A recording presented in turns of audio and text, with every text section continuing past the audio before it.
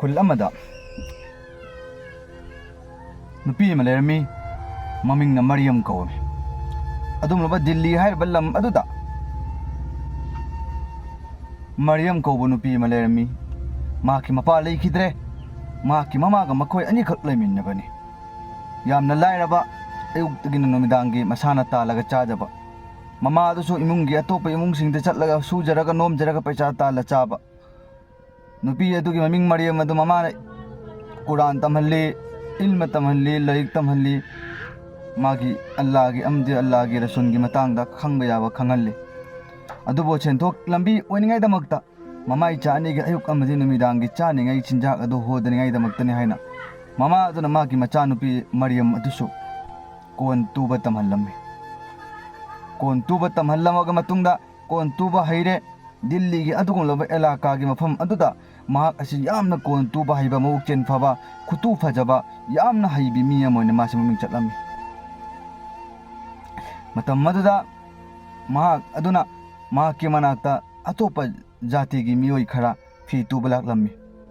मतम मदुरा महाक यामना तुबा हैबा अदुगी मरमदगी मरियम नाहक न फी तुबदी को यामना पामे फजजु फजई ना तुबियो हाय मतमदा नखोइना तुगदबा फी मओंग अदु आई खंगी अदुना नखोइगी तुगदबा फी मओंग अदु आई तुब ngамoi आई नखोइगी अदु तुबदु जाइस नते अदुना पर्दा ओइदबा हक्सांग के पाट हंगदोकबा फी अदु आइना तुरगा मदुबा अतु म लौबा द इंगोंद जाइस नते हारगा अदुम नो फी अदुना यारमदे मतम मदु मरियम नंग तुबियो नंग तुद्रगा दे खोइ अतोपदा तुब पामदे नंग ममनजु इहोंग होंगना यामना फजावा मोंगदा यामना टाइट ओइदबि ओइरगा अमजुंग यामना फजावा मोंगदा नंग तुब यामना हाइ अदुना अखोइ अतोपगे मनाक चटनिंगदे नंगी ननाक्ता खक्दि कोइ तुब पामी हाइना हाइरम्मी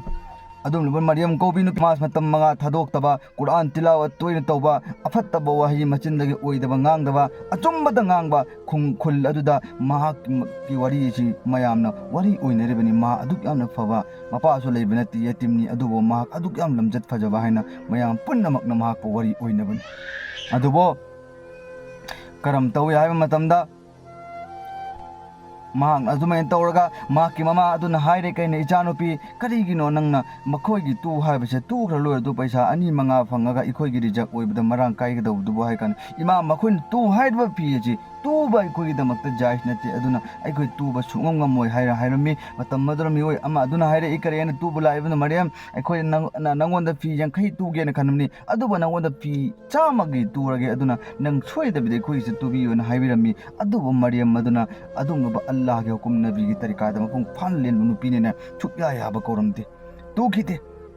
थमोइ सेंगना लेकिन महाकना फी तुब मतमदा जोबे लेमक खुदिंग मक्सिंग अदो मांगना कैदौ नुंगदा फी की अरेम बाद लौजलमते मिंगोंदा अदुम पिथोअमी अदुगा महाकना चुमना नियम चुमना अल्लाह के हुकुम की मतुंगिन चुमना तौरमी अदुबा मंगोंदा असोइबा मखक यावे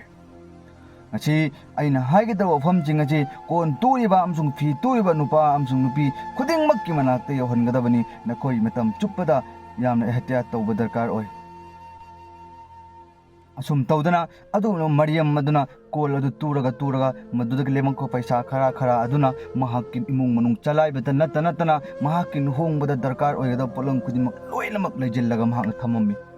मसक मतौ यामना फजबा मरम यामना मोकपा अल्लाह के हुकुम पुंग भाने इनबा नुपी मोइरमी महाकी ममानसु महाकपु यामना लुना तौरमी अदु ममागी ने हाइबदा माकी मचा नुपी अदु नतन अमा फोबा लैते अदुबो मतमगी मतुंग यौरकपना मचा अदु नुहोंबगी मतम यौरक मतमदा मचा अदुगी दमक्तनी हाइना ममाना अफबा नुपा थीरे अदु अफबा नुपा अमा मरियम तगुमना फबा नमाज मतम मंगा जमात की साथ सोनबा अफबा नुपा अमा मागी मवा अदुना मागी नुपी अदुबो लुना तौगदबा नुपा अमा फंगलम्मे अदुदा मरियम की ममा अदुना महाकी मचानुपी अदु पीगदब नुपा अदु शर्त अमा लगाय अइगी नाक्तदि सुमनगी इचानुपी मतोमदनी अदुना महाक अचि लौरुबगी मतुंगदा नंगना महाक पुरगा चतपियारोय अइगी युमदा पुन्ना इगी इचा असिगा लैमिन्नबा यागदब ओइतारगदि अइना अइगी इचानुपी सि नंगोंदा पीगे हाइर मतमदा ममा अदुगी शर्त अदुमा नुपा अदुना यारमगा हो फरे हाइरगा मखोइ अनि नुहोंगगा लैरम्मी नुहोंगगा लैरबगी मतुंगदा युम अदुदा यामना शांतिदा अमल इबादत तौदना नुपी अदुसु कोल तुबा पोट सिंग अदु अयाम मतमदा पोथारगा लेरमे मरमदि मागी नुपाना पैसा तानबा चतपा होरकलमे ꯃꯇꯝ ꯑꯗꯨꯗ ꯈꯨꯗꯥꯅ ꯑꯣꯏꯌꯣ ꯍꯥꯏꯕꯗꯣ ꯑꯗꯨ ꯈꯛꯇꯪ ꯑꯣꯏꯒꯗꯕꯅꯤ ꯃꯤꯑꯣꯏꯕ ꯑꯩꯈꯣꯏꯅ ꯀꯔꯤꯁꯨ ꯉꯝꯂꯝꯗꯦ ꯑꯗꯨꯕꯨ ꯃꯥꯒꯤ ꯅꯨꯄꯥ ꯑꯗꯨꯅ ꯄꯩꯁꯥ ꯇꯥꯟꯕ ꯊꯣꯛꯏ ꯄꯩꯁꯥꯁꯤ ꯌꯥꯝꯅ ꯐꯪꯉꯛꯄ ꯉꯝꯗꯕ ꯂꯦꯀꯤꯟ ꯅꯣꯡꯃꯗꯤ ꯃꯥꯅ ꯇꯧꯔꯝꯃꯤꯕ ꯄꯩꯁꯥ ꯇꯥꯜꯂꯝꯃꯤꯕ ꯂꯝꯕꯤ ꯑꯗꯨꯁꯨ ꯃꯍꯥꯛꯀꯤ ꯃꯈꯨꯠꯇꯒꯤ ꯊꯣꯛꯈ꯭ꯔꯦ ꯄꯩꯁꯥ ꯇꯥꯟꯗ꯭ꯔꯦ ꯂꯦꯀꯤꯟ ꯃꯇꯝꯗꯤ ꯃꯥꯡꯉꯒ ꯄꯩꯁꯥ ꯇꯥꯟꯕꯅꯤ ꯑꯗꯨꯝ ꯊꯣꯛꯏ ꯄꯩꯁꯥ ꯁꯨꯛꯇꯥꯟ ꯇꯥꯟꯕ ꯐꯪꯗ꯭ꯔꯦ ꯃꯥꯅ ꯃꯥꯒꯤ ꯅꯨꯄꯤꯒꯤ ꯃꯅꯥꯛ ꯆꯪꯉꯛꯑꯒ ꯍꯥꯏꯔꯝꯃꯤ ꯑꯩ ꯄꯩꯁꯥ ꯇꯥꯟꯕꯅꯤ ꯍꯥꯏꯅ ꯊꯣꯛꯏ ꯑꯗꯨꯕꯨ ꯄꯩꯁꯥ ꯇꯥꯟꯕ ꯁꯨꯡꯉꯝ ꯉꯝꯗ꯭ꯔꯦ ꯈꯨꯠꯇ ꯑꯃ ꯐꯥꯎꯕ ꯆꯜꯂꯛꯇ꯭ꯔꯦ ꯈꯨꯠꯇ ꯑꯃ ꯐꯥꯎꯕ ꯉꯝꯗ꯭ꯔꯦ ꯍꯥꯏꯅ ꯃꯥꯒꯤ ꯅꯨꯄꯥ ꯑꯗꯨꯅ ꯍꯥꯏꯔꯝꯃꯤ ꯂꯦꯀꯤꯟ ꯃꯔꯤꯌꯝ ꯑꯗꯨꯅ ꯑꯃꯨꯛꯀ ꯁꯥꯎꯔꯒ ꯍꯥꯏꯔꯝꯃꯤ ꯑꯩ ꯍꯥꯟꯅꯗꯒꯤꯁꯨ ꯍꯧꯅ ꯀꯣꯜ ꯑꯗꯨꯃꯛ ꯇꯨꯔꯒ ꯂꯥꯛꯄꯅꯤ ꯍꯧꯖꯤꯛꯁꯨ ꯑꯃꯨꯛ ꯍꯜꯂꯒ ꯑꯩ ꯀꯣꯜ ꯇꯨꯔꯒ ꯏꯃꯨꯡ ꯃꯅꯨꯡ ꯆꯂꯥꯏꯈꯤꯗ꯭ꯔꯕ꯭ꯔꯥ ꯅꯨꯄꯥ ꯅꯪꯅ ꯄꯩꯁꯥ ꯐꯥꯎ ꯐꯖꯅ ꯇꯥꯟꯕ ꯉꯝꯗꯦ ꯍꯥꯏꯅ ꯃꯥꯒꯤ ꯅꯨꯄꯥ ꯑꯗꯨꯗ ꯃꯥꯅ ꯁꯥꯎꯔꯝꯃꯤ ꯑꯗꯨꯕꯨ ꯑꯜꯂꯥꯍꯅ ꯃꯥꯒꯤ ꯃꯔꯥꯏꯕꯛꯇ ꯐꯪꯒꯅꯨ ꯍꯥꯏꯅ ꯇꯝꯃꯒꯗꯤ ꯑꯗꯨꯃꯛ ꯐꯪꯉꯣꯏ ꯅꯨꯄꯥ ꯑꯗꯨꯅ ꯐꯪꯅꯤꯡꯗꯗꯅ ꯐꯪꯗꯕ ꯅꯠꯇꯦ ꯂꯦꯀꯤꯟ ꯅꯨꯄꯥꯗꯨꯁꯨ ꯑꯐꯕ ꯂꯦꯀꯤꯟ ꯅꯨꯄꯤꯗꯨꯁꯨ ꯑꯐꯕꯅꯤ ꯑꯗꯨꯕꯨ ꯅꯨꯄꯥ ꯑꯗꯨꯅ ꯎꯄꯥꯏ ꯂꯩꯔꯛꯇ꯭ꯔꯕꯅꯤꯅ ꯏꯃꯨꯡ ꯃꯅꯨꯡꯒꯤ ꯊꯕꯛꯁꯤꯡ ꯆꯠꯅꯤꯡꯉꯥꯏ ꯊꯛꯅꯤꯡꯉꯥꯏ ꯆꯥꯅꯤꯡꯉꯥꯏ ꯊꯛꯅꯤꯡꯉꯥꯏꯗꯤ ꯋꯥꯠꯂꯛꯄ ꯀꯧꯕꯅꯤꯅ ꯃꯈꯨꯠ ꯃꯁꯥ ꯍꯩꯕꯤ ꯅꯨꯄꯤ ꯑꯣꯏꯕꯅꯤꯅ ꯃꯍꯥꯛꯅ ꯑꯃꯨꯛꯀ ꯍꯜꯂꯒ ꯇꯦꯜ ꯍꯥꯏꯕꯗꯤ ꯀꯣꯟ ꯇꯨꯕ ꯇꯧꯔꯝꯃꯤ ꯑꯗꯨꯗꯨꯒ ꯃꯍꯥꯛꯀꯤ ꯅꯨꯄꯤ ꯑꯗꯨꯅ ꯀꯣꯜ ꯇꯨꯔꯤꯉꯩ ꯃꯇꯝꯗ ꯃꯥꯒꯤ ꯅꯨꯄꯥ ꯑꯗꯨꯅ ꯃꯥꯒꯤꯗꯃꯛꯇ ꯆꯥꯏ ꯂꯣꯟꯕꯤꯗꯅ ꯆꯥꯛ ꯊꯣꯡꯉꯛꯇꯅ ꯃꯥꯒꯤ ꯃꯇꯦꯡ ꯄꯥꯡꯕꯤꯗꯅ ꯏꯃꯨꯡ ꯃꯅꯨꯡ ꯁꯤꯠꯄꯤꯗꯅ ꯌꯥꯝꯅ ꯑꯐꯕ ꯅꯨꯄꯥ ꯑꯃ ꯑꯣꯏꯕꯅꯤꯅ ꯃꯥꯒꯤ ꯅꯨꯄꯤ ꯃꯔꯤꯌꯝ ꯑꯗꯨꯒꯤꯗꯃꯛꯇ ꯃꯇꯦꯡ ꯌꯥꯝꯅ ꯇꯧꯔꯝꯃꯤ ꯁꯨꯃꯥꯏꯅ ꯇꯧꯗꯨꯅ ꯃꯇꯦꯡ ꯌꯥꯝꯅ ꯇꯧꯔꯒ ꯂꯩꯔꯝꯃꯤ ꯃꯇꯦꯡ ꯌꯥꯝꯅ ꯇꯧꯔꯒ ꯂꯩꯔꯤꯉꯩ ꯃꯔꯛ ꯑꯁꯤꯗ ꯑꯜꯂꯥꯍꯒꯤ ꯍꯨꯀꯨꯝ ꯃꯇꯝ ꯈꯔꯒꯤ ꯃꯇꯨꯡꯗ ꯑꯗꯨꯒꯨꯝꯂꯕ ꯃꯔꯤꯌꯝ ꯍꯥꯏꯁꯤꯒꯤ ꯃꯆꯥ ꯑꯃ ꯐꯪꯂꯛꯃꯦ ꯃꯆꯥ ꯑꯃ ꯑꯣꯏꯔ ꯄꯣꯛꯂꯝꯃꯦ ꯑꯗꯨꯒ ꯃꯆꯥ ꯑꯃ ꯐꯪꯉꯕꯒꯤ ꯃꯇꯨꯡꯗ ꯃꯈꯣꯏ ꯁꯥꯟꯇꯤꯒꯤ ꯏꯃꯨꯡ ꯑꯁꯤꯗ ꯅꯨꯡꯉꯥꯏꯅ ꯄꯥꯜꯂꯝꯃꯦ ꯑꯗꯨꯕꯨ ꯃꯥꯒꯤ ꯃꯆꯥ ꯑꯗꯨꯒꯤꯗꯃꯛꯇ ꯈꯜꯂꯒ ꯃꯔꯤꯌꯝ ꯑꯗꯨꯅ ꯀꯣꯜ ꯇꯨꯕ ꯑꯗꯨ ꯊꯥꯗꯣꯛꯂꯝꯗꯦ ꯍꯦꯟꯅ ꯇꯨꯝꯃꯕ ꯀꯔꯤꯒꯤꯗꯃꯛꯇ ꯑꯩ ꯏꯆꯥꯒꯤꯁꯨ ꯖꯔꯨꯔꯠ ꯑꯣꯏꯔꯛꯑꯕꯅꯤ ꯑꯩꯒꯤ ꯅꯨꯄꯥꯅ ꯄꯩꯁꯥ ꯇꯥꯟꯕ ꯊꯣꯛꯑꯦ ꯄꯩꯁꯥ ꯐꯪꯉꯛꯇꯕꯅꯤꯅ ꯑꯩꯅ ꯑꯩꯒꯤ ꯏꯆꯥꯒꯤꯗꯃꯛꯇꯁꯨ ꯈꯜꯂꯒ ꯑꯩꯅ ꯍꯦꯟꯅ ꯇꯨꯗꯕ ꯌꯥꯗꯦ ꯍꯥꯏꯅ ꯈꯜꯂꯒ ꯃꯥꯅ ꯀꯣꯜ ꯑꯗꯨ ꯇꯨꯕ ꯃꯇꯝꯗ ꯀꯣꯜ ꯑꯗꯨ ꯐꯖꯅ ꯃꯦꯍꯅꯠ ꯇꯧꯔꯒ ꯇꯨꯔꯝꯃꯒ ꯃꯆꯥꯒꯤꯗꯃꯛꯇ ꯃꯅꯤꯡ ꯊꯨꯡꯉꯥꯏꯗꯃꯛꯇ ꯏꯃꯨꯡ ꯃꯅꯨꯡꯒꯤꯗꯃꯛꯇꯅꯤ ꯍꯥꯏꯅ ꯍꯣꯠꯅꯔꯝꯃꯤ ꯑꯗꯨꯕꯨ ꯅꯣꯡꯃ ꯅꯨꯃꯤꯠ ꯑꯃ ꯑꯜꯂꯥꯍꯅ ꯑꯣꯏꯌꯨ ꯍꯥꯏꯕ ꯑꯗꯨꯅꯤ ꯂꯦꯀꯤꯟ ꯃꯔꯤꯌꯝ ꯑꯁꯤꯅ ꯁꯤꯔꯕ ꯍꯥꯏꯕꯗꯤ ꯅꯣꯡꯃ ꯃꯥꯅ ꯃꯥꯒꯤ ꯃꯌꯨꯝꯒꯤ ꯗꯣꯂꯥꯜ ꯑꯗꯨꯗ ꯀꯥꯈꯠꯄ ꯃꯇꯝꯗ ꯃꯥꯒꯤ ꯀꯥꯈꯠꯂꯒ ꯃꯐꯝ ꯑꯗꯨ ꯌꯧꯅꯕ ꯀꯥꯕ ꯃꯇꯝꯗ ꯃꯈꯣꯡ ꯅꯥꯝꯕꯗꯨ ꯑꯣꯟꯊꯔꯒ ꯑꯔꯣꯏꯕ ꯃꯊꯛꯀꯤ ꯁꯤꯔꯤ ꯊꯥꯛ ꯑꯗꯨꯗꯒꯤ ꯑꯣꯟꯊꯔꯛꯄꯁꯤꯅ ꯃꯈꯥꯒꯤ ꯃꯐꯝ ꯑꯗꯨꯗ ꯌꯧꯅ ꯇꯥꯔꯦ ꯃꯇꯝ ꯑꯗꯨꯗ ꯃꯔꯤꯌꯝ ꯑꯗꯨꯒꯨꯝꯂꯕ ꯅꯨꯄꯤ ꯌꯥꯝꯅ ꯐꯕꯤ ꯀꯣꯟ ꯇꯨꯕꯤ ꯅꯨꯄꯤ ꯑꯗꯨ ꯃꯐꯝ ꯑꯗꯨꯃꯛꯇ ꯃꯍꯥꯛꯀꯤ ꯃꯑꯣꯡ ꯑꯣꯏꯔꯝꯃꯤ ꯂꯦꯀꯤꯟ ꯃꯥꯒꯤ ꯅꯨꯄꯥ ꯑꯗꯨꯁꯨ ꯌꯥꯝꯅ ꯐꯕ ꯃꯥꯒꯤ ꯃꯆꯥꯁꯨ ꯄꯤꯛꯏꯕ ꯃꯇꯝ ꯑꯗꯨ ꯃꯃꯥ ꯑꯗꯨ ꯂꯩꯈꯤꯗꯕ ꯃꯇꯝꯗ ꯏꯃꯨꯡꯒꯤ ꯃꯤꯑꯣꯏꯁꯤꯡ ꯃꯥꯒꯤ ꯃꯃꯥ ꯑꯃꯁꯨꯡ ꯃꯥꯒꯤ ꯅꯨꯄꯥ ꯑꯗꯨ ꯌꯥꯝꯅ ꯑꯋꯥꯕ ꯑꯂꯝ ꯑꯃ ꯑꯣꯏꯔꯝꯃꯤ ꯃꯇꯝ ꯑꯗꯨꯗ ꯇꯨꯝꯂꯕ ꯃꯔꯤꯌꯝ ꯍꯥꯏꯕ ꯅꯨꯄꯤꯁꯤ ꯂꯩꯈꯤꯗ꯭ꯔꯕ ꯃꯇꯨꯡꯗ ꯃꯍꯥꯛꯄꯨ ꯐꯨꯝꯅꯕꯒꯤꯗꯃꯛꯇ ꯃꯥꯕꯨ ꯗꯐꯟ ꯇꯧꯅꯤꯡꯉꯥꯏꯗꯃꯛꯇ ꯃꯍꯥꯛꯀꯤ ꯅꯨꯄꯥ ꯑꯗꯨꯅ ꯃꯍꯥꯛ ꯑꯗꯨ ꯂꯣꯏꯖꯜꯂꯦ ꯑꯗꯨꯒ ꯍꯥꯏꯕꯗꯤ ꯃꯥꯒꯤ ꯏꯔꯨꯖ ꯃꯥꯏꯊꯕꯤꯕꯗꯨ ꯃꯥꯒꯤ ꯗꯐꯟ ꯇꯧꯅꯤꯡꯉꯥꯏꯗꯃꯛꯇ ꯇꯌꯥꯔꯤ ꯂꯣꯏꯔꯕꯒꯤ ꯃꯇꯨꯡꯗ ꯃꯥꯒꯤ ꯅꯨꯄꯥ ꯑꯗꯨꯅ ꯑꯃꯁꯨꯡ ꯏꯃꯨꯡ ꯃꯅꯨꯡꯒꯤ ꯃꯤꯑꯣꯏꯁꯤꯡ ꯑꯗꯨꯅ ꯃꯍꯥꯛꯄꯨ ꯀꯕꯔꯗ ꯐꯨꯝꯅꯤꯡꯉꯥꯏꯗꯃꯛꯇꯅꯤ ꯍꯥꯏꯅ ꯆꯠꯄ ꯃꯇꯝꯗꯗꯤ ꯃꯍꯥꯛꯅ ꯀꯕꯔꯗ ꯐꯨꯝꯃꯝꯃꯕꯒꯤ ꯃꯇꯨꯡꯗ ꯃꯥꯅ ꯃꯌꯨꯝꯒꯤ ꯃꯥꯏꯀꯩꯗ ꯍꯜꯂꯛꯄ ꯃꯇꯝꯗ ꯃꯈꯣꯏꯅ ꯉꯁꯥꯏ ꯀꯣꯟ ꯇꯨꯕ ꯍꯥꯡꯉꯤꯕ ꯑꯗꯨꯒꯨꯝꯕ ꯇꯦꯂꯔꯒꯤ ꯃꯐꯝ ꯑꯗꯨꯒꯤ ꯗꯨꯀꯥꯟ ꯑꯗꯨ ꯃꯍꯥꯛꯅ ꯃꯔꯤꯌꯝ ꯂꯩꯈꯤꯗ꯭ꯔꯕꯅꯤꯅ ꯗꯨꯀꯥꯟ ꯑꯗꯨꯒꯤ ꯆꯥꯄꯤ ꯑꯗꯨ ꯄꯤꯔꯛꯎ ꯍꯥꯏꯅ ꯃꯄꯨ ꯑꯗꯨꯁꯨ ꯌꯥꯝꯅ ꯐꯠꯇꯕ ꯃꯤ ꯑꯣꯏꯔꯝꯃꯤ ꯆꯠꯂꯣ ꯉꯥꯏꯕ ꯉꯝꯃꯔꯣꯏꯗꯕꯩ ꯇꯥꯏꯞꯇ ꯄꯩꯁꯥ ꯈꯛꯀꯤ ꯃꯇꯂꯕ ꯑꯣꯏꯕ ꯂꯦꯀꯤꯟ ꯃꯈꯣꯏ ꯏꯃꯨꯡ ꯑꯁꯤꯗ ꯑꯋꯥꯕ ꯇꯥꯔꯤꯁꯤꯕꯨ ꯉꯁꯤ ꯅꯠꯇ꯭ꯔꯒꯁꯨ ꯍꯌꯦꯡ ꯀꯣꯟꯅ ꯂꯧꯕꯁꯨ ꯌꯥꯕꯗꯨꯕꯨ ꯍꯥꯏꯅ ꯈꯟꯒꯗꯕ ꯃꯄꯨ ꯑꯣꯏꯗꯕ ꯂꯦꯀꯤꯟ ꯄꯩꯁꯥꯗꯇ ꯃꯇꯂꯕ ꯑꯣꯏꯕ ꯑꯗꯨꯒꯤ ꯏꯃꯨꯡ ꯁꯤꯔꯒ ꯉꯁꯤꯇ ꯁꯤꯔꯒ ꯄꯣꯠꯂꯣꯏꯕꯇ ꯉꯥꯏꯔꯤꯕ ꯏꯃꯨꯡ ꯑꯗꯨꯗ ꯑꯗꯨꯝ ꯗꯨꯀꯥꯟ ꯍꯥꯡꯉꯝꯕ ꯑꯗꯨꯒꯤ ꯁꯣ ꯑꯗꯨ ꯉꯁꯤꯒꯤ ꯅꯨꯃꯤꯠꯇ ꯑꯩꯉꯣꯟꯗ ꯄꯤꯔꯛꯀꯗꯕꯅꯤ ꯀꯔꯤꯒꯨꯝꯕ ꯄꯤꯔꯛꯇ꯭ꯔꯒꯗꯤ ꯑꯩ ꯍꯌꯦꯡ ꯃꯤ ꯊꯕꯛ ꯁꯨꯕ ꯗꯨꯀꯥꯟ ꯍꯥꯡꯒꯦ ꯍꯥꯏꯕ ꯃꯤꯁꯤꯡ ꯄꯨꯔꯒ ꯂꯥꯛꯑꯒ ꯃꯐꯝꯁꯤꯗ ꯍꯥꯡꯍꯜꯂꯗꯕꯅꯤ ꯑꯗꯨꯅ ꯉꯁꯤꯒꯤ ꯅꯨꯃꯤꯠꯇ ꯅꯈꯣꯏ ꯄꯤꯔꯛꯇꯕ ꯌꯥꯔꯣꯏ ꯍꯥꯏꯅ ꯍꯖꯔꯠ ꯃꯔꯤꯌꯝ ꯑꯗꯨ ꯑꯗꯨꯒꯤ ꯅꯨꯄꯥ ꯑꯗꯨꯗ ꯍꯥꯏꯔꯝꯃꯤ ꯅꯨꯄꯥ ꯑꯗꯨꯅ ꯁꯣꯗꯨ ꯌꯦꯡꯕ ꯃꯇꯝꯗꯗꯤ ꯉꯁꯥꯏ ꯗꯨꯀꯥꯟ ꯑꯗꯨꯒꯤ ꯁꯣꯗꯨ ꯌꯦꯡꯕ ꯃꯇꯝꯗꯗꯤ ꯌꯥꯎꯔꯝꯗ꯭ꯔꯦ ꯃꯇꯝꯗ ꯀꯔꯥꯏ ꯂꯩꯈ꯭ꯔꯕꯅꯣ ꯍꯥꯏꯅ ꯊꯤꯕ ꯃꯇꯝ ꯐꯪꯉꯛꯇꯕꯗ ꯃꯥꯒꯤ ꯋꯥꯈꯜ ꯂꯥꯛꯑꯦ ꯃꯃꯥꯗ ꯍꯥꯏꯔꯦ ꯏꯃꯥ ꯑꯩꯈꯣꯏꯒꯤ ꯗꯨꯀꯥꯟꯒꯤ ꯁꯣꯗꯣ ꯑꯗꯨꯒꯨꯝꯂꯕ ꯃꯔꯤꯌꯝ ꯐꯨꯝꯅꯤꯡꯉꯥꯏꯗꯃꯛꯇ ꯀꯕꯔꯗ ꯑꯩꯅ ꯃꯈꯥꯗ ꯊꯥꯡ ꯊꯕ ꯃꯇꯝꯗ ꯀꯨꯝꯕ ꯃꯇꯝꯗ ꯁꯣꯏꯗꯅ ꯃꯗꯨ ꯇꯥꯔꯝꯒꯗꯕ ꯃꯥꯜꯂꯤ ꯑꯗꯨꯅ ꯑꯩ ꯃꯗꯨꯗ ꯊꯤꯗ꯭ꯔꯒꯗꯤ ꯐꯪꯒꯗꯕ ꯃꯥꯟꯗꯦ ꯍꯥꯏꯅ ꯑꯗꯨ ꯇꯥꯔꯝꯒꯅꯤ ꯍꯥꯏꯕꯒꯤ ꯑꯩ ꯊꯥꯖꯕ ꯌꯥꯝꯅ ꯊꯃꯣꯏꯗ ꯂꯩꯔꯦ ꯍꯥꯏꯅ ꯍꯥꯏꯔꯝꯃꯤ ꯃꯇꯝ ꯑꯗꯨꯗ ꯃꯃꯥ ꯑꯗꯨꯅ ꯍꯥꯏꯈꯤ ꯀꯔꯤ ꯍꯥꯏꯅ ꯐꯔꯦ ꯏꯕꯨꯡꯉꯣ ꯑꯗꯨ ꯑꯣꯏꯕ ꯇꯥꯔꯒꯗꯤ ꯅꯪ ꯊꯤꯔꯛꯎꯔꯣ ꯃꯔꯝꯗꯤ ꯃꯄꯨ ꯑꯗꯨꯅꯁꯨ ꯁꯣꯗꯨ ꯉꯁꯤꯒꯤ ꯅꯨꯃꯤꯠꯇ ꯄꯤꯗꯕ ꯇꯥꯔꯒꯗꯤ ꯑꯩꯈꯣꯏꯗ ꯑꯗꯨꯒꯨꯝꯂꯕ ꯙꯝꯀꯥ ꯇꯧꯔꯕꯅꯤꯅ ꯑꯩꯈꯣꯏꯁꯨ ꯄꯤꯗꯕ ꯌꯥꯔꯣꯏ ꯍꯧꯖꯤꯛ ꯅꯨꯃꯤꯗꯥꯡ ꯉꯁꯤꯒꯤ ꯅꯨꯃꯤꯠꯇ ꯑꯌꯨꯛ ꯌꯧꯗ꯭ꯔꯤꯉꯩ ꯃꯅꯨꯡꯗ ꯄꯤꯔꯛꯀꯗꯕꯅꯤ ꯍꯥꯏꯔꯦ ꯑꯗꯨꯕꯨ ꯑꯗꯨꯒꯨꯝꯂꯕ ꯃꯔꯤꯌꯝꯒꯤ ꯅꯨꯄꯥ ꯑꯗꯨꯅ ꯐꯔꯦ ꯐꯔꯦ ꯅꯪꯅ ꯁꯣ ꯄꯤꯌꯨ ꯍꯥꯏꯔꯕꯅꯤ나 ꯑꯩ ꯍꯌꯦꯡꯒꯤ ꯑꯌꯨꯛ ꯐꯥꯎꯒꯤ ꯐꯖꯔꯒꯤ ꯅꯃꯥꯖ ꯃꯇꯨꯡꯗ ꯁꯣꯏꯗꯅ ꯅꯪꯒꯤ ꯁꯣꯗꯨ ꯑꯩ ꯄꯤꯅꯤꯡꯉꯥꯏ ꯇꯧꯔꯒꯦ ꯍꯥꯏꯔꯒ ꯃꯍꯥꯛ ꯑꯗꯨꯅ ꯍꯣ ꯐꯔꯦ ꯐꯔꯦ ꯍꯌꯦꯡ ꯄꯤꯔꯛꯑꯣ ꯍꯥꯏꯔꯒ ꯃꯈꯣꯏ ꯃꯄꯨ ꯑꯗꯨꯗ ꯍꯥꯏꯈ꯭ꯔꯒ ꯌꯥꯅꯔꯒ ꯂꯩꯅꯔꯕꯒꯤ ꯃꯇꯨꯡꯗ ꯑꯗꯨꯒꯨꯝꯂꯕ ꯍꯖꯔꯠ ꯑꯗꯨꯒꯨꯝꯂꯕ ꯃꯔꯤꯌꯝꯒꯤ ꯅꯨꯄꯥ ꯑꯗꯨꯅ ꯁꯣ ꯑꯗꯨꯗꯤ madumluba cover adugi manakta chatle aduga ahingi pung baro amamuki chang tarabagi athengo matam maduda Mariam gi aduk yam fakraba nupi leikidra magi nupi adugi manakta chatlaga cover gi makhung gi nakanjida mana tapna tapna tawkhaiba hore aduga cover adugi manung aduda tawkhairaga shodu thiningai damaktani haina khallaga yenge matam maduda cover dugi sangba nupa ama lerami cover stan adu sangba nupa aduna lahaga kanano nang huran bara kaino nang na cover tawribadu haina hangba matam maduda magi masak anu magi pairiba doslai aduna nupa aduda kapchanba matam maduda mahaki nupa adu haimi nang hojik tak pung kharagi mamangda nangi nupi leikidre haina pumbala amba nupa adu natra madugi nang tawriba cover du nangi nupi du cover natabra haina haiba matamda mani aigi nupi ni mafam sida phumlommi badu pung kharagi mamangda aina laaga cover da phumamba ngairibani aigi nupi du aduga aina karigino adu itaragadi nangi nupi ge cover du tawkhairiba hai matamda aikhoigi na nupi na leiringai matamda phamamba dukal adugi show do aina sida cover sida aigi nupi thangda matamda tahore maduna madugi cover ki show du piraktaba taragadi haina dukan gi mapu aduna ingon tamka tawri show do aigi nupi gi cover gi manunga tahore bas asiji ka cloud thopaga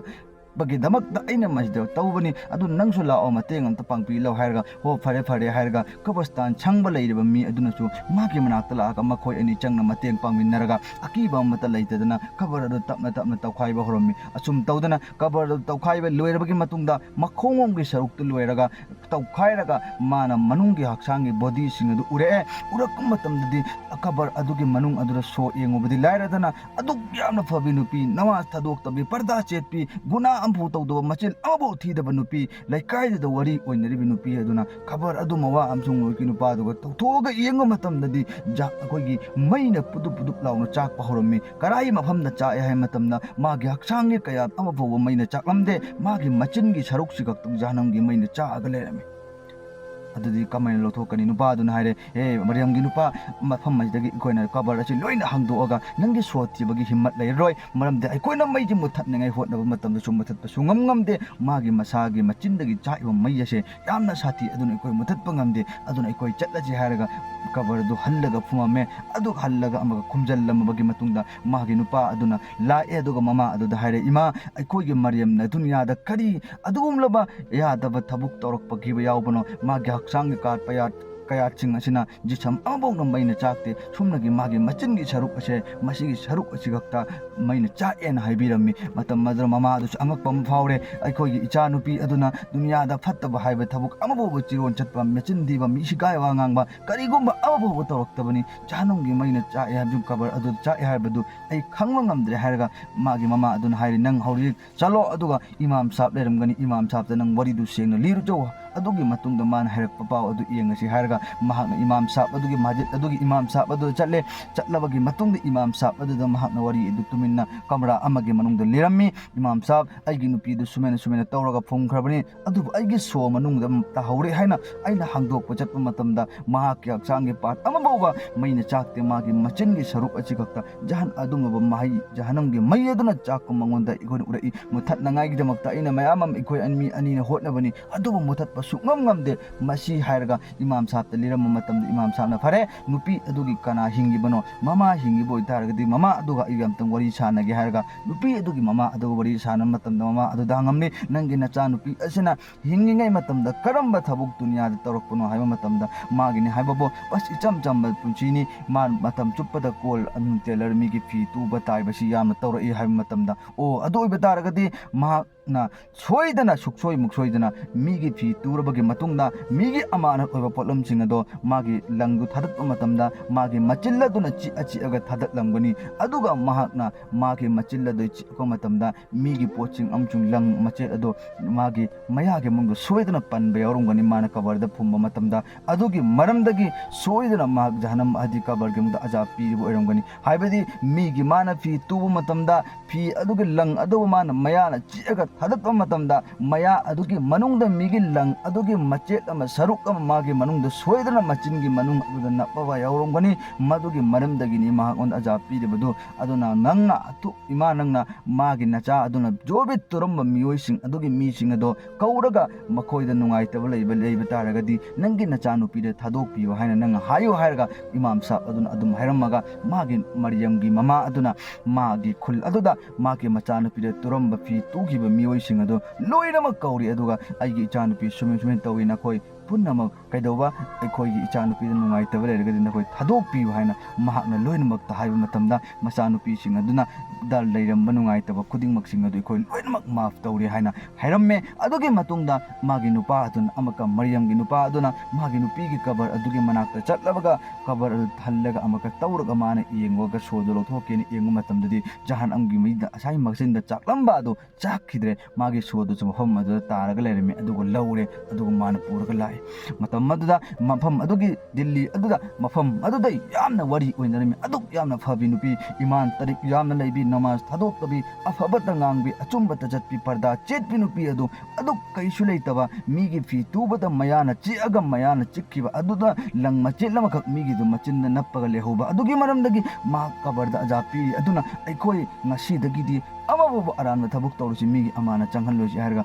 ꯃꯇꯝ ꯑꯗꯨꯒꯤ ꯃꯤꯑꯣꯏꯁꯤꯡ ꯑꯗꯨꯅ ꯄꯔꯥ ꯑꯃ ꯑꯣꯏꯔꯒ ꯑꯣꯏꯗꯕ ꯉꯥꯡꯕ ꯃꯤꯒꯤ ꯂꯥꯟꯗꯣꯟ ꯆꯪꯕꯁꯤꯡ ꯑꯗꯨ ꯂꯣꯏꯅꯃꯛ ꯁꯦꯡꯗꯣꯛꯅꯔꯝꯃꯤ ꯋꯥꯔꯤ ꯑꯁꯤꯅ ꯍꯥꯏꯖꯅꯤꯡꯕꯗꯤ ꯀꯔꯤꯅꯣ ꯍꯥꯏꯕ ꯃꯇꯝꯗ ꯃꯤꯑꯣꯏꯕ ꯑꯃꯒꯤ ꯑꯃꯥꯅꯠꯁꯦ ꯄꯤꯛꯈ꯭ꯔꯕ ꯇꯥꯔꯒꯁꯨ ꯑꯜꯂꯥꯍꯒꯤ ꯃꯅꯥꯛꯇꯗꯤ ꯑꯗꯨꯒꯤ ꯃꯔꯝꯗꯒꯤ ꯅꯍꯥꯛꯉꯣꯟꯗ ꯑꯆꯧꯕ ꯑꯖꯥꯕ ꯐꯪꯕꯒꯤ ꯃꯔꯝ ꯑꯣꯏꯕ ꯌꯥꯏ ꯑꯗꯨꯅ ꯃꯤ ꯑꯃꯒꯤ ꯁꯤꯛꯀꯤꯗ ꯑꯣꯏꯔ ꯇꯥꯔꯁꯨ ꯄꯤꯛꯄꯗꯒꯤ ꯄꯤꯛꯄ ꯃꯤꯒꯤ ꯂꯟꯗꯣꯟ ꯑꯣꯏꯕ ꯇꯥꯔꯒꯗꯤ ꯃꯗꯨꯒꯤ ꯂꯟꯗꯣꯟ ꯑꯗꯣ ꯖꯞꯇꯀꯤ ꯁꯤꯡꯗꯣꯛꯇ꯭ꯔꯤ ꯐꯥꯎꯕ ꯑꯜꯂꯥꯍꯒꯤ ꯃꯅꯥꯛꯇ ꯅꯪ ꯑꯋꯥꯕ ꯑꯣꯏꯕ ꯌꯥꯏ ꯑꯗꯨꯅ ꯃꯤꯒꯤ ꯂꯟꯗꯣꯟ ꯑꯃꯐꯥꯎ ꯇꯣꯜꯍꯟꯒꯅꯨ ꯍꯥꯏꯕ ꯑꯗꯨꯅꯤ ꯑꯗꯨꯅ ꯐꯤ ꯇꯨꯕꯤꯔꯤꯕ ꯅꯈꯣꯏ ꯄꯨꯝꯅꯃꯛꯅꯁꯨ ꯃꯤꯒꯤ ꯂꯪ ꯃꯤꯒꯤ ꯐꯤ ꯃꯆꯦꯠ ꯂꯦꯝꯕ ꯈꯨꯗꯤꯡꯃꯛꯁꯤꯡ ꯑꯁꯤ ꯑꯦꯖꯥꯖꯠ ꯑꯃꯒꯤ ꯃꯈꯥꯗ ꯁꯤꯖꯤꯟꯅꯕꯤꯌꯨ ꯀꯔꯤꯒꯨꯝꯕ ꯅꯪꯅ ꯑꯦꯖꯥꯖꯠ ꯌꯥꯎꯗꯕꯤꯗ ꯅꯪꯅ ꯁꯤꯖꯤꯟꯅꯕ ꯇꯥꯔꯒꯗꯤ ꯃꯤꯒꯤ ꯊꯃꯣꯏ ꯑꯗꯨꯅ ꯅꯥꯔꯝꯕ ꯑꯃꯁꯨꯡ ꯌꯦꯛꯑꯝꯕ ꯇꯥꯔꯒꯗꯤ ꯃꯗꯨꯒꯤꯕꯨ ꯅꯍꯥꯛꯉꯣꯟꯗ ꯇꯣꯉꯥꯟꯕ ꯑꯜꯂꯥꯍꯅ ꯑꯗꯨꯒꯤ ꯃꯔꯝꯗꯒꯤ ꯐꯪꯕ ꯑꯖꯥꯕ ꯑꯣꯏꯒꯅꯤ ꯃꯌꯥꯅ ꯆꯤꯛꯑꯒ ꯂꯪ ꯂꯧꯊꯣꯛꯄ ꯃꯇꯝꯗ ꯈꯖꯤꯛ ꯈꯛꯇꯪ ꯃꯌꯥꯗ ꯅꯞꯈꯤꯕ ꯑꯗꯨꯅ ꯃꯤꯒꯤ ꯅꯨꯡꯉꯥꯏꯇꯕꯗꯨ ꯀꯥꯎꯊꯣꯛꯈ꯭ꯔꯕꯅꯤ ꯑꯗꯨꯒꯤ ꯃꯔꯝꯗꯒꯤ ꯑꯖꯥꯕ ꯐꯪꯉꯤꯕꯅꯤ ꯑꯗꯨꯅ ꯑꯩꯅ ꯍꯥꯏꯅꯤꯡꯕꯗꯤ ꯋꯥꯔꯤ ꯑꯁꯤꯅ ꯍꯥꯏꯅꯤꯡꯕꯗꯤ ꯑꯩꯈꯣꯏ ꯄꯨꯝꯅꯃꯛꯅ ꯖꯣꯕꯤ ꯍꯤꯡꯂꯤꯉꯩ ꯃꯇꯝꯗꯐꯥꯎ ꯃꯤꯒꯤ ꯂꯟꯗꯣꯟ ꯍꯥꯏꯕꯁꯤ